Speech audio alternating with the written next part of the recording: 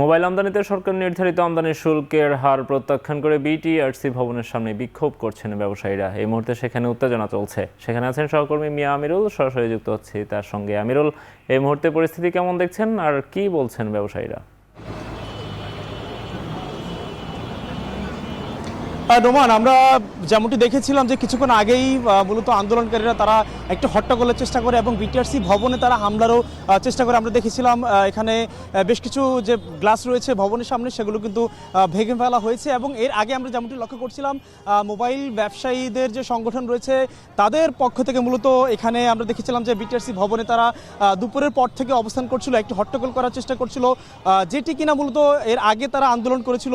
আমরা দেখেছিলাম এর আগে প্রায় 1-2 মাস আগে থেকে তারা কয়েকবার আন্দোলন করে। আন্দোলনের পর মূলত একটি সুরা হয় যে তাদের যে দাবি রয়েছে, যে ব্যাপারটি রয়েছে সেটি কিন্তু সরকারের পক্ষ থেকে বলা হয় যে সেটি মার্চ নাগাদ তাদেরকে সুযোগ দেওয়া হবে যে মোবাইল আমদানিতে যে বাধ্যবাধকতাগুলো রয়েছে কিংবা এখানে অবৈধ মোবাইল যেন কোনোভাবে দেশে প্রবেশ করতে না পারে কিংবা কোনো ধরনের বিশৃঙ্খলা চালাতে না পারে, সেই ব্যাপারে কিন্তু সরকার পদক্ষেপ নিতে গিয়ে মূলত এই সিদ্ধান্তটি নেয়। এবং আপনি হয়তো যেমনটি লক্ষ্য করছেন এই মুহূর্তে যে সেনাবাহিনীর হাতে কয়েকজন ধরা পড়েছে, তাদেরকে কিন্তু সেনাবাহিনী আমরা যেমনটি লক্ষ্য করছিলাম যে আগারগাঁওয়ের যে অংশটি ছিল বিটিআরসি ভবন, সেই সাথে অন্যান্য যে সড়কগুলো ছিল আমরা দেখেছিলাম যে বারে বারে তারা আন্দোলনকারীদেরকে হটানোর চেষ্টা করছিল এবং এখানটায় পুলিশের সদস্যদেরকে আমরা দেখেছি, কোস্টগার্ডের সদস্য ছিল, এই ছাড়াও আমরা সেনাবাহিনীর সদস্যদেরকে আপনি নিশ্চয়ই তৎপরতা লক্ষ্য করছেন যে তারা আন্দোলনকারীদেরকে যে তারা প্রতিহত করার চেষ্টা করছে এবং কয়েকজনকে কিন্তু ধরেছেও। আমরা দেখেছিলাম যে কিছুক্ষণ আগেই ধাওয়া পাল্টা দেওয়া হচ্ছিল।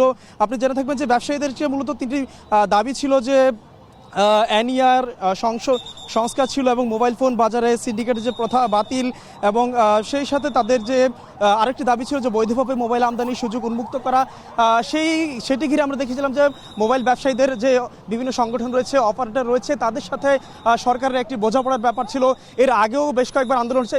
এখন যেটি লক্ষ্য করছেন যে সেনাবাহিনী একেবারে বলা চলে এখানে আগারগাঁওয়ের যে অংশটি রয়েছে সেই অংশে তারা আবারও আন্দোলনকারীদেরকে তারা ধাওয়া করছে। আমরা আপনার একেবারে সম্মুখ জায়গা থেকে দেখানোর চেষ্টা করছি, তথা এটি যেহেতু একটি সরকারি প্রতিষ্ঠান এবং গুরুত্বপূর্ণ প্রতিষ্ঠান, সেই ক্ষেত্রে যারা হামলা করতে এসেছিল দুপুরের পর থেকে যারা অবস্থান নিচ্ছিল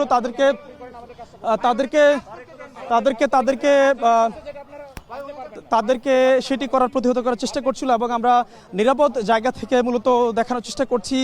তথা এখানে যেহেতু সেনাবাহিনী তারা একেবারে অ্যাকশনের পর্যায়ে রয়েছে এবং আন্দোলনকারীরা আমরা দেখছিলাম তারা কিন্তু আশপাশের যে সড়কগুলো রয়েছে, আশপাশের যে ভবনগুলো রয়েছে সেই ভবনে তারা অবস্থান নিয়ে তারা বলা চলে এখান থেকে চলে যাওয়ার চেষ্টা করছিল। তবে সেনাবাহিনী কোনোভাবেই তাদেরকে ছাড় দিচ্ছে না। আমরা লক্ষ্য করছিলাম একজন একেবারে বলা চলে একটি বাসার ভিতরেই প্রবেশ করার চেষ্টা করছিল, তবে সেনাবাহিনী একেবারে সেখান থেকে মূলত তাদেরকে ধরে নেওয়ার চেষ্টা করছে। যদিও এখানটায় যারা অবস্থান করছে তারা বারে বারে বলার চেষ্টা করছে যে তারা মূলত এটির সাথে সংশ্লিষ্ট না। আমরা যেমনটি আমরা দেখেছিলাম, আপনাকে বলছিলাম নোমান, যে দুপুরের পর থেকেই মূলত মোবাইল ব্যবসায়ীদের যে অপারেটর যারা রয়েছে, যারা সংশ্লিষ্ট যারা রয়েছে, তারা কিন্তু বিটিআরসি ভবনে তারা অংশ নিয়ে তারা মূলত তাদের যে দাবি, তাদের যে ব্যাপারগুলো রয়েছে সেগুলো নিয়ে তারা কিন্তু কাজ করার চেষ্টা করছিল।